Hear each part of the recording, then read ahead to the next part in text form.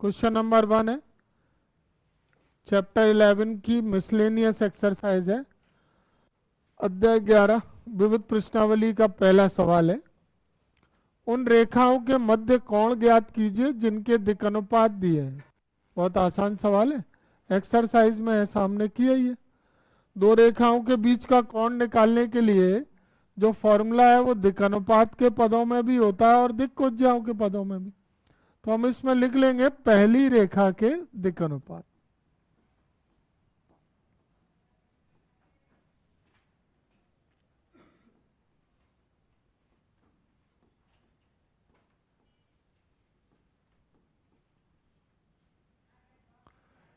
पहली रेखा के दिक्अनुपात क्या है? A b c. इनको A1 B1 और C1 से निरूपित कर देंगे। और दूसरी रेखा के दिक्अनुपात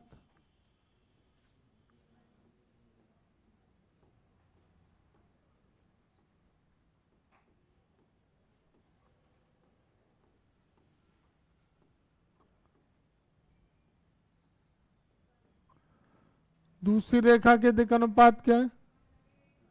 B माइनस सी, C माइनस ए और A माइनस बी। तो दूसरी रेखा के दिक्अनुपात है A2 B2 और C2। अब इनके बीच का कोण निकालना है तो कोण मान लेते हैं, दोनों रेखाओं के बीच का कोण मान लेते हैं। माना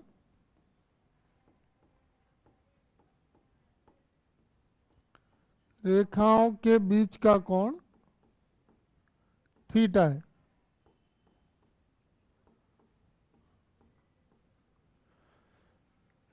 तो रेखाओं के बीच का कोण थीटा है, अतः cos थीटा बराबर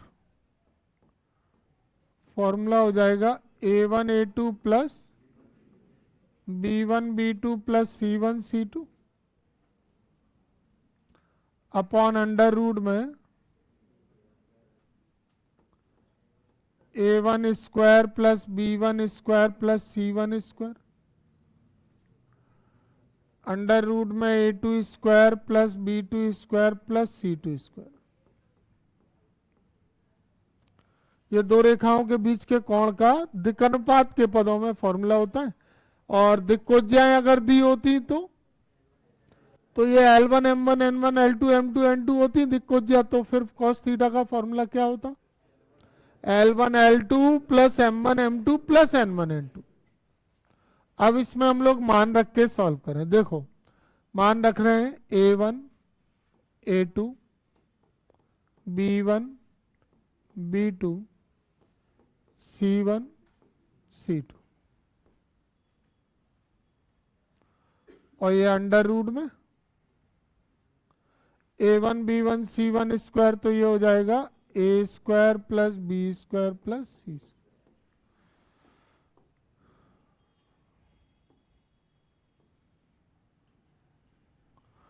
और A2 B2 C2 का स्क्वायर कर लेंगे तो B माइनस सी का square plus C minus A का square plus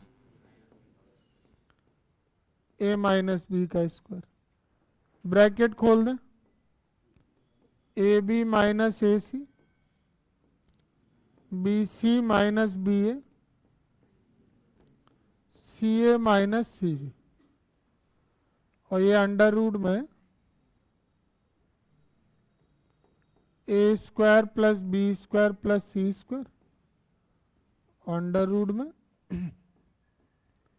B minus C का square plus C minus A का square plus A minus B का स्क्वायर। ए बी से ए बी, बी सी से बी सी, सी ए से सी, सब cut गए। ऊपर क्या आ गया? जीरो। ये ऊपर जीरो आ गया ना, तो अपॉन वाले पद को सॉल्व करने की जरूरत है क्या? नहीं है जरूरत, तो इसको ऐसे ही रहने दें। फिर अपॉन में दोनों अंडर रूट वाले पद सॉल्व नहीं करना है हमको, तो ये पूरा मान सॉल्व होके क्या आ गया? जीरो। अगर ये 0 आ गया है तो 0 किसका मान होता है कॉस में, ये 0 आ गया तो ये कॉस थीटा, और 0 कॉस π/2 नहीं होता 90, तो यहां से थीटा की वैल्यू π/2। इससे क्या सिद्ध होता है कि रेखाएं परस्पर लंब में अगर उनकी ये दिक् अनुपात दिए हैं तो। समझ में आ गया सभी को। अगला क्वेश्चन पढ़े, क्वेश्चन नंबर 2। एक ऐसी रेखा का समीकरण निकालना है जो एक्स अक्ष के समांतर और मूल बिंदु से होकर जा रही है। तो देखो रेखा एक्स अक्ष के समांतर है और मूल बिंदु से जाती है, तो अगर रेखा एक्स अक्ष के समांतर है तो जो एक्स अक्ष के दिक्कनुपात हैं वही रेखा के दिक्कनुपात हो जाएंगे। दो समांतर रेखाओं के दिक्कनुपात समानुपाती होते हैं, तो अब समानुपाती होते हैं तो उसके लिए पहले एक्स अक्ष के तुम्हें दिक्कनुपात तो पता हो। समांतर की बात चल रही है ना, तो समांतर की बात आएगी, लंबवत की बात आएगी, कोण की बात आएगी, तो हमें पहले दिक्कनुपात निकालने हैं। अब तुम बताओ एक्स अक्ष के दिक्कनुपात क्या होंगे। हम लोग यहाँ दिक्कनुपात निकालना सीखते हैं एक्स अक्ष के, वाई अक्ष के और जेड अक्ष के। अगर एक्स अक्ष के दिक्कनुपात चाहिए तो एक्स अक्ष का एक्स अक्ष से कोण अल्फा होता है वो 0 होगा, एक्स अक्ष का वाई अक्ष से कोण 90 बीटा होता है वो 90 होगा, और एक्स का जेड से कोण गामा वो भी नहीं समझे। दिक्कनुपात किसके चाहिए, तो ये स्थिर हो गया, फिक्स हो गया। अब इसके सापेक्ष कोण देखो, तो एक्स का एक्स से, एक्स का वाई से और एक्स का जेड से। अब दिक्कोज्या का फॉर्मूला क्या होता है, कॉस अल्फा यानी कॉस 0, कॉस बीटा और कॉस गामा। तो कॉस 0 1, कॉस 90 0, कॉस 90 0। और दिक्कनुपात वे राशियां हैं जो दिक्कोज्याओं के समानुपाती होती, तो दिक्कनुपात भी क्या आ जाएंगे 1 0 0। किसके दिक्कनुपात है ये, तो अब तुम याद रखोगे एक्स अक्ष के दिक्कनुपात क्या होते हैं और दिक्कोज्या 1 0 0। इसी प्रकार वाई अक्ष के दिक्कनुपात क्या होंगे 0 1 0, दिक्कोज्या 0 1 0, और जेड अक्ष के दिक्कनुपात 0 0 1 और दिक्कोज्याएं भी 0। ध्यान रखेंगे आप, ठीक है। तो अब हम इसमें ये क्वेश्चन आगे सॉल्व कर सकते हैं, इतना हमने सीख लिया। तो अब एक्स अक्ष के मैं दिक्कनुपात लिख रहा हूं सबसे पहले। एक्स अक्ष के दिक्कनुपात हमने क्या मान लिए हैं 1 0 0 होते हैं। अब जो रेखा है वो एक्स अक्ष के समांतर है, तो एक्स अक्ष के समांतर रेखा के दिक्कनुपात क्या होंगे, वही होंगे जो एक्स अक्ष के। एक्स अक्ष के समांतर रेखा के दिक्कनुपात भी वही होंगे जो एक्स अक्ष के। तो समांतर रेखा के दिक्कनुपात भी क्या हो गए 1 0 0। किसकी वैल्यू हो गई ए बी सी। जो समांतर रेखा है वो कहां से जा रही है मूल बिंदु से, तो मूल बिंदु से यानी कि 0 0 0 से, मूल बिंदु 0 0 0 से जाने वाली रेखा का समीकरण।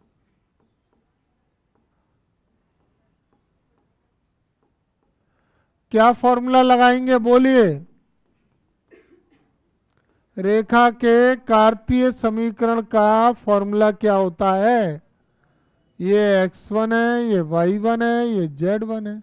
क्या होता है x minus x1 upon a, y minus y1 upon b और z minus z1 upon c. होता है ये कार्तीय रूप का। इसमें x1 का मान रखा 0, ए का मान यहाँ पे क्या है 1, y1 का 0 बी का मान 0, Z1 0 और सी का मान 0। तो ये हो गया x/1 equal to y/0 equal to Z/0। ये किसका समीकरण आ गया? एक्स अक्ष के समांतर रेखा और मूल बिंदु से जाने वाली। अच्छा ये बताओ, अगर इसी में एक्स अक्ष की जगह वाई अक्ष आ जाए तो क्या करोगे? यहाँ पे 0 1 0 होगा तो इधर भी क्या आ जाएगा? 0 1 0, और जेड अक्ष होगा तो 0 0 1। कर लोगे ना? ठीक है, ये हो। देखो, विविध प्रश्नावली का क्वेश्चन नंबर 5 है। बिंदु 1 2 -4 से जाने वाली और इन दोनों रेखाओं पर लंब रेखा का सदिश समीकरण ज्ञात करना है। तो एक बिंदु से रेखा जा रही है और दो रेखाओं पर कैसी है? लंबवत। पहले हम ये दिए गए मानों को लिख लें। बिंदु के निर्देशांक क्या है? यहां पर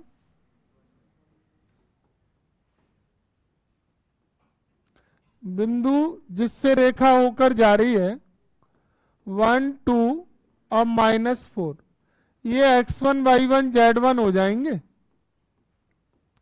तो इस बिंदु का पोजीशन वेक्टर क्या हो जाएगा? नहीं, निरूपित किससे करेंगे? ए वेक्टर से, और पोजीशन वेक्टर हो जाएगा i + 2j - 4 के। अगर हम रेखा के सदिश समीकरण की बात करें तो उसका formula r vector equal to a vector plus lambda b vector होता है। और इस फॉर्मूले में सिर्फ दो सदिश की जरूरत होती है, a वेक्टर और b वेक्टर। इनमें से a वेक्टर हमको बिंदु से प्राप्त हो चुका है, सिर्फ किसकी जरूरत है? b vector. और वो b वेक्टर बनता किससे है? दिक् से। b वेक्टर दिक् का सदिश होता है और a वेक्टर बिंदु का स्थिति सदिश होता है। a वेक्टर स्थिति सदिश है और b वेक्टर सदिश है। तो b वेक्टर के लिए हमको अब रेखा के दिक् निकालने होंगे, और वो रेखा इन दोनों रेखाओं पर कैसी है? लंबवत है। तो दी गई दोनों रेखाओं के समीकरण और लिख लें। पहली रेखा है x - 8/3 equal to y + 19/- 16 equal to z - 10/7। ये पहली रेखा है। और दूसरी रेखा, दोनों सममित रूप में है क्या? सममित रूप है दोनों का या बनाना पड़ेगा? तो x - 15/3 और y - 29/3 और z - 5/-5।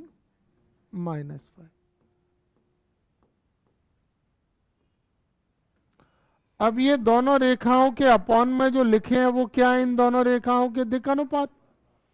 और हमें इस पर लंब रेखा के दिक् अनुपात निकालने हैं। तो हम क्या मान लेंगे?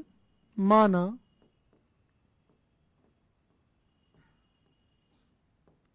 रेखा 1 व 2 पर लंब रेखा के दिक् अनुपात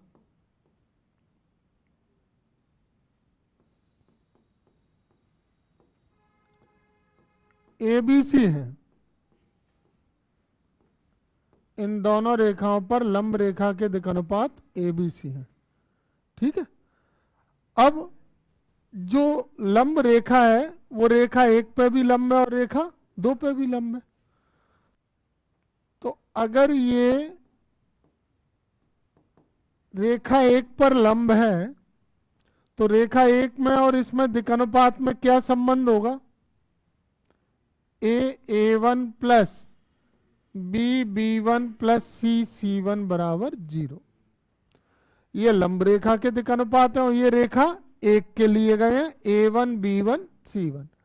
तो रेखा 1 के दिक् अनुपात a1 का मान क्या होगा? यहाँ पे 3, और b1 का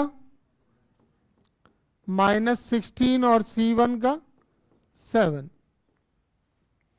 तो ये आ जाएगा 3A -16B प्लस 7C। ये हो गया समीकरण नंबर 3।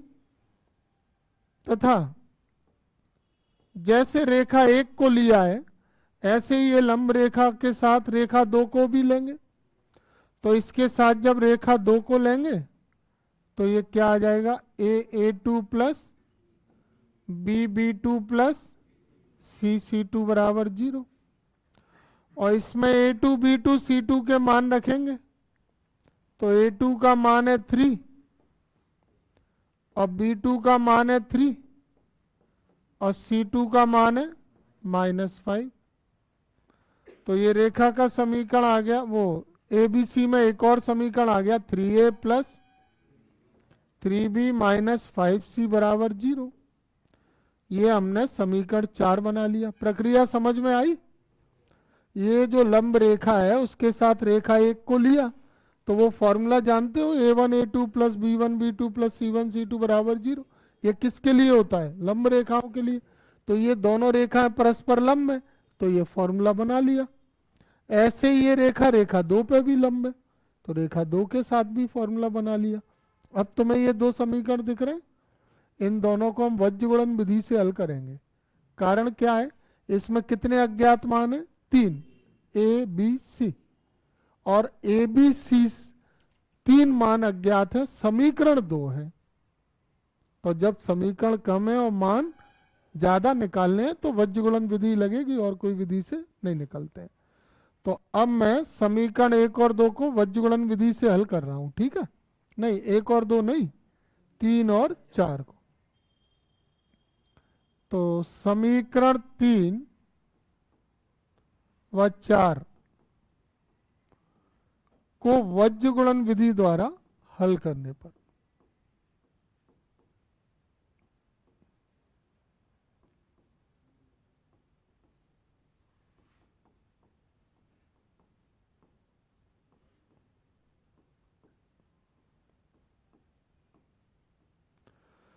तो जब इन दोनों को वज्र गुणन विधि से हल करेंगे ना तो 3A minus 16B plus 7C बराबर 0 समीकरण नंबर 3।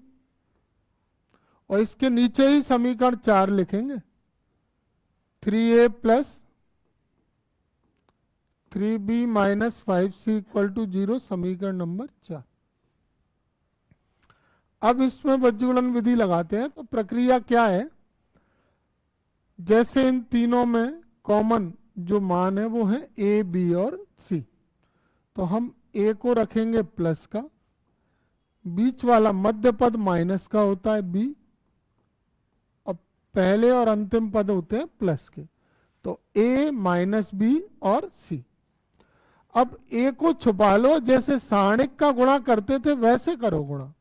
A छुपा लिया तो -16 का -5 में गुणांकों का होगा, तो A छुपा लिया, -16 का -5 में 80 और फॉर्मूले का माइनस। अब दूसरी तरफ का करो, 3 का 7 में 21, ठीक है?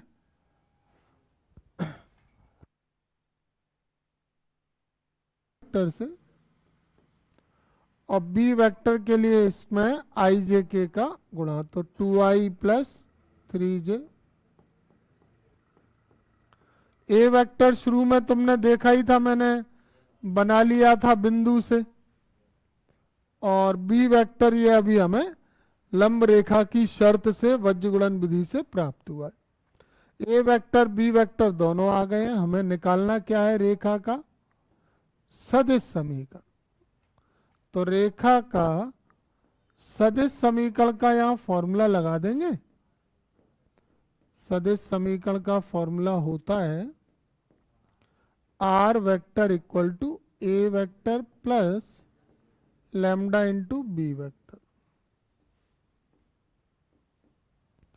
तो इसमें ए वेक्टर की वैल्यू क्या हो जाएगी, वो रही वहां पे आई प्लस 2j माइनस 4, और लैम्डा इंटू बी वेक्टर का मान हो जाएगा 2i प्लस 3j प्लस 6। इस तरह से ये हमें रेखा का सदिश समीकरण प्राप्त हो गया।